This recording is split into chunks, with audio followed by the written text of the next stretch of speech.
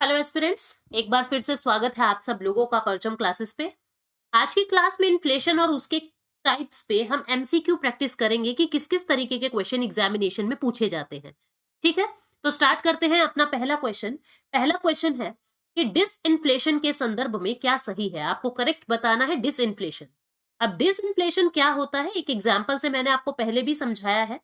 मान लीजिए आपके 7th क्लास में 90% मार्क्स है, आपके 8th क्लास में 92% मार्क्स है, आपके 9th क्लास में 92.5% मार्क्स है। ठीक है, आप क्या कहोगे? हम इंक्रीज तो हो रहे हैं, लेकिन जिस रेट से यहां पे इंक्रीज हुए हैं 2%, यहां केवल 0.5% से इंक्रीज हुए। इंक्रीज तो हुए हैं, मतलब कि पहले से कुछ चीज बढ़ी तो है, लेकिन जो ग्राफ ऐसे जाना था वो ऐसे जा रहा है। मतलब कि पहले की तुलना में अब कम रेट से महंगाई बढ़ रही है। इसको कहते हैं डिसइन्फ्लेशन। यानी जब इन्फ्लेशन जो है वो सिर्फ कुछ कमोडिटीज में बढ़े, ऐसा नहीं होता। बी ऑप्शन कहता है जब डिक्रीज हो रहा है प्राइस में, वो तो इन्फ्लेशन हो ही नहीं सकता।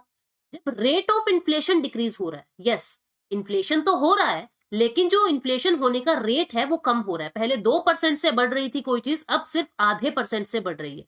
बढ़ तो रही है, 100 से 120 हुई कोई चीज, 120 से 125 हुई, बढ़ तो रही है, लेकिन जिस रेट से यहां बढ़ी है उस रेट से यहां नहीं बढ़ रही, तो इसको ही डिसइन्फ्लेशन कहते हैं। Option C will be correct. Now the next question is the financial resources of an economy can not be mobilized. Financial resources को आप मोबिलाइज नहीं कर सकते, मतलब किस तरीके से फाइनेंस इकट्ठा नहीं हो सकता। पब्लिक सेविंग के माध्यम से, इंडिविजुअल सेविंग के माध्यम से, टैक्सेशन के माध्यम से, इन्फ्लेशन के माध्यम से। अब आप देखो, दुनिया पैसा जोड़ेगी, बैंकों में रखेगी, बैंक्स को फायदा होगा। इंडिविजुअल सेव कर रहा है, वहां भी फाइनेंस जो है वो इकट्ठा हो रहा है। टैक्स ज्यादा ले रही है सरकार, सरकार के पास पैसा ज्यादा जा रहा है। लेकिन महंगाई होने से सरकार के पास, ना आरबीआई के पास, ना इंसान के पास कहीं पर भी फाइनेंशियल रिसोर्सेज मोबिलाइज नहीं हो रहे हैं। तो आंसर क्या आ जाएगा इसका? डी। इन्फ्लेशन के कारण फाइनेंशियल रिसोर्सेज मोबिलाइज नहीं होते हैं। नेक्स्ट क्वेश्चन है a sustained rise in the general price level in an economy। कोई चीज बढ़ती जा रही है, बढ़ती जा रही है, बढ़ती जा रही है। पहले चीज 10 की हुई, फिर 12 की हो गई, 14 की हो गई, 15 की हो गई, 16 की हो गई, 18 की हो गई, इंक्रीज होता जा रहा है किसी चीज में, तो हम इसको क्या कहते हैं? क्या हो गया? इन्फ्लेशन हो गया। हम क्या कहते हैं? जनरल राइज इन प्राइसेस को इन्फ्लेशन कहते हैं। नेक्स्ट क्वेश्चन है high inflation level in the economy leads to. आपका जब इन्फ्लेशन जो है वो बढ़ रहा है, उससे क्या हो रहा है? सप्लाई ऑफ मनी बढ़ रही है, घट रही है, कोई चेंज नहीं हो रहा, या इनमें से कुछ भी नहीं हो रहा। अब हमने देखा था जितनी ज्यादा मनी होगा उतनी ज्यादा डिमांड होगी और उतना ही ज्यादा इन्फ्लेशन होगा। तो कहने का मतलब क्या है? हाई इन्फ्लेशन अगर हो रहा है, इससे सप्लाई ऑफ मनी जो है वो इंक्रीज हो रहा है। क्या हो रहा है? इंक्रीज हो रहा है। ठीक है, आंसर क्या आएगा? ए। सप्लाई ऑफ मनी इंक्रीज होने के कारण ही इन्फ्लेशन है। Answer will be A. Next question is which of the following concept in the is the opposite of inflation. क्या चीज इन्फ्लेशन के ऑपोजिट है? क्या चीज इन्फ्लेशन के ऑपोजिट है? विपरीत क्या है इन्फ्लेशन के? इन्फ्लेशन के विपरीत क्या है? डिफ्लेशन। क्योंकि इन्फ्लेशन में क्या हो रहा है? इन्फ्लेशन में प्राइस जो है वो राइज होते जा रहे हैं। डिफ्लेशन में क्या है? प्राइस गिरते जा रहे हैं किसी चीज के। तो इन्फ्लेशन का उल्टा क्या है? ऑपोजिट क्या है? डिफ्लेशन। नेक्स्ट क्वेश्चन है a government resorts to dash to reduce inflation. Government क्या करेगी इन्फ्लेशन को कम करने के लिए? गवर्नमेंट क्या करेगी? अपनी गवर्नमेंट स्पेंडिंग को कम करेगी, या अपनी गवर्नमेंट स्पेंडिंग को बढ़ाएगी, या रेपो रेट को रिड्यूस करेगी? क्या करेगी? सबसे पहले तो समझ लीजिए, रेपो, रिवर्स रेपो, ये सब मॉनेटरी टूल्स होते हैं। यहाँ पे गवर्नमेंट ऑफ इंडिया कुछ नहीं करेगी, यहाँ तो आरबीआई ही करेगा, तो ये तो आएगा नहीं। अब फर्स्ट या सेकंड में से आएगा। गवर्नमेंट अगर अपनी स्पेंडिंग कट करती है, गवर्नमेंट कम खर्चा करती है, भाई इन्फ्लेशन हो रहा है, इन्फ्लेशन हमको रिड्यूस करना है, यानी हमको लोगों की जेब में पैसा कम करना है। पैसा कब कम होगा? जब सरकार जो है अपना खर्च कम करके, अपना स्पेंडिंग कम करके लोगों को कहेगी तुम स्पेंड करो, मैं तुमको सब्सिडी नहीं दूंगी, तुम अपनी पॉकेट से खर्च करो। है ना? समझना मेरी बात को। मान लीजिए एक सिलेंडर, गैस सिलेंडर जो है 1100 रुपीज का है। अगर गवर्नमेंट कहती है कि हम सब्सिडी देंगे तुमको 200 रुपीज की, तो ये 200 रुपए इंसान की जेब में बच गए, इंसान की पॉकेट में बच गए, क्योंकि सरकार ने पे कर दिए उनके नाम के। इंसान ने पे किए केवल 900, 200 गवर्नमेंट ने पे कर दिए अपने खर्चे से। अब इस 200 रुपए की वो कुछ और डिमांड करेगा जिससे महंगाई बढ़ेगी। अब अगर गवर्नमेंट कह दे हम तो स्पेंडिंग करेंगे ही नहीं, हम तो आपको सब्सिडी देंगे ही नहीं, हम आपको सब्सिडी नहीं देंगे, आपको 1100 के 1100 सिलेंडर से ही खरीदने पड़ेंगे, आपको ही खरीदना पड़ेगा, तो वो जो 200 रुपए एक्स्ट्रा थे उससे वो और डिमांड नहीं कर सकता। यानी कहने का मतलब क्या है, सरकार जब अपनी स्पेंडिंग को कम कर दे कि मैं खर्चा नहीं करूंगी तुम खुद करो, ठीक है, तो गवर्नमेंट की स्पेंडिंग कम होने पे इन्फ्लेशन कम होगा। समझ गए? नेक्स्ट क्वेश्चन है, if too much money is chasing too few goods, पैसा बहुत ज्यादा है और यानी डिमांड बहुत ज्यादा है और जो सप्लाई है वो बहुत कम है, डिमांड ज्यादा है सप्लाई कम है, ऑब्वियस सा है इन्फ्लेशन होगा। लेकिन कौन सा inflation? Demand pull inflation. Demand बढ़ने की वजह से इन्फ्लेशन हो रहा है तो क्या आएगा? Demand pull inflation. Next question क्या है, the main causes of inflation in India are, the main causes of inflation in India are, India में इन्फ्लेशन के मेन रीजंस क्या है? एक तो इंडस्ट्रियल प्रोडक्शन हमारा इनएडुकेट होता है, पॉपुलेशन बहुत ज्यादा है, जरूरतें पूरी नहीं होती तो वो जो प्रोडक्शन हुआ है वो इनएडिक्वेट रह जाता है। एग्रीकल्चर ग्रोथ बहुत ही इरेक्टिक है, कभी बहुत ज्यादा है कभी बहुत कम है। तीसरा है डेफिसिट फाइनेंसिंग, सरकार क्या करती है, उधार का पैसा सरकार क्या करती है, उधार ले लेती है बहुत ज्यादा और फिर उस उधार को लोगों पर खर्च करती है, सरकार खर्चा ज्यादा करती है अपनी वोट बैंक्स बढ़ाने के लिए। तो ये तीनों ही रीजन जो है वो भारत के अंदर इन्फ्लेशन लेके आता है। तो आंसर क्या आ जाएगा? 4 all of the above. Next question क्या है, inflation is measured by, inflation को हम कैसे मेजर करते हैं? 3 तरीके के इंडेक्स बताए हैं मैंने, CPI, WPI, PPI.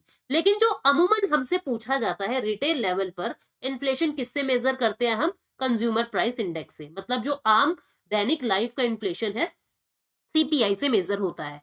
Next question है, when inflation is a result of an increase in the price of factor of production, आपका फैक्टर ऑफ प्रोडक्शन अगर इंक्रीज हो रहा है, क्या क्वेश्चन कहता है कि अगर फैक्टर ऑफ प्रोडक्शन इंक्रीज हो रहा है, जैसे लैंड महंगी हो गई, लेबर महंगी हो गई, ठीक है, मशीनें महंगी हो गई, तब उसके कारण महंगाई फील हो रही है।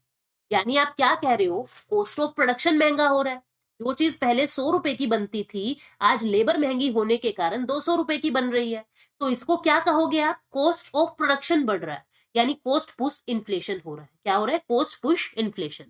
नेक्स्ट क्वेश्चन है, the combination of stagnation and inflation, stagnation भी है इकोनॉमी में, स्टेग्नेशन भी है और इन्फ्लेशन भी है, स्टेग्नेशन भी है और इन्फ्लेशन भी है, ये दोनों ही चीज है, यानी चीजें रुकी भी हुई है और महंगाई भी है, मंदी भी है, उसी समय आपके अनएम्प्लॉयमेंट भी है, बेरोजगारी भी है, मींस स्टेग्नेशन है, और साथ में महंगाई भी है। इस परिस्थिति को हम क्या कहते हैं? स्टैगफ्लेशन। इसको हम ब्रेक करेंगे तो ये आएगा स्टेग्नेशन प्लस इन्फ्लेशन, इसी को ही कहते हैं स्टैगफ्लेशन। ये वो परिस्थिति है जब इकोनॉमी में रिसेशन भी है, जब इकोनॉमी में अनएम्प्लॉयमेंट भी है और जब इकोनॉमी में इन्फ्लेशन भी है। जब तीनों चीजें एक साथ साइमल्टेनियसली हो जाए तो उसको हम क्या कहते हैं? स्टैगफ्लेशन। ठीक है, नेक्स्ट क्वेश्चन है, the RBI can take the measure of, RBI को कौन से मेजर लेने चाहिए टू कंट्रोल इन्फ्लेशन, इन्फ्लेशन को कंट्रोल करने में?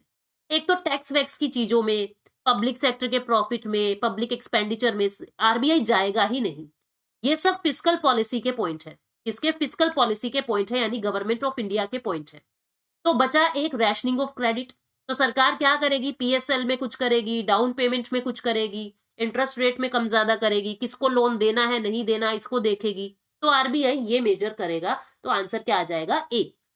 नेक्स्ट क्वेश्चन है, the item with the maximum weightage in the wholesale price indexes, WPI के अंदर आपको पता है 3 चीजें होती है, एक होती है प्राइमरी गुड्स, ठीक है, एक होता है फूड वाली चीजें और एक होता है मैन्युफैक्चरिंग गुड्स। मैन्युफैक्चरिंग ये कहता है कि सबसे ज्यादा वेटेज किसका होता है? मैन्युफैक्चरिंग गुड्स का होता है, सबसे ज्यादा वेटेज मैन्युफैक्चरिंग, क्योंकि इंडस्ट्री वाले लोग डब्ल्यूपीआई को यूज करते हैं, होलसेल लेवल पे बात हो रही है, तो मैन्युफैक्चरिंग प्रोडक्ट्स का वेटेज सबसे ज्यादा है। नेक्स्ट क्वेश्चन है, purchasing power of money varies, purchasing power of money varies, क्या मतलब इस बात का समझो। जो परचेजिंग पावर है, देखो जैसे ही प्राइस अगर महंगे हो रही है, किसी भी चीज का प्राइस लेवल अगर इंक्रीज हो रहा है तो आपकी परचेजिंग पावर कम हो जाएगी, आपकी परचेजिंग पावर कम हो जाएगी। क्या मतलब हुआ इस बात का?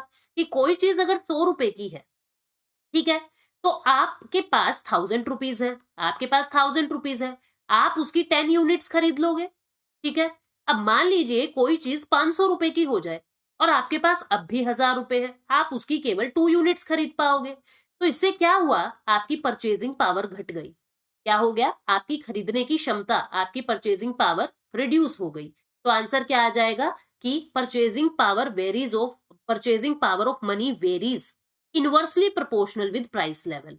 प्राइस लेवल बढ़ रहा है तो परचेजिंग पावर कम होगा, प्राइस लेवल कम हो रहा है तो परचेजिंग पावर बढ़ जाएगा।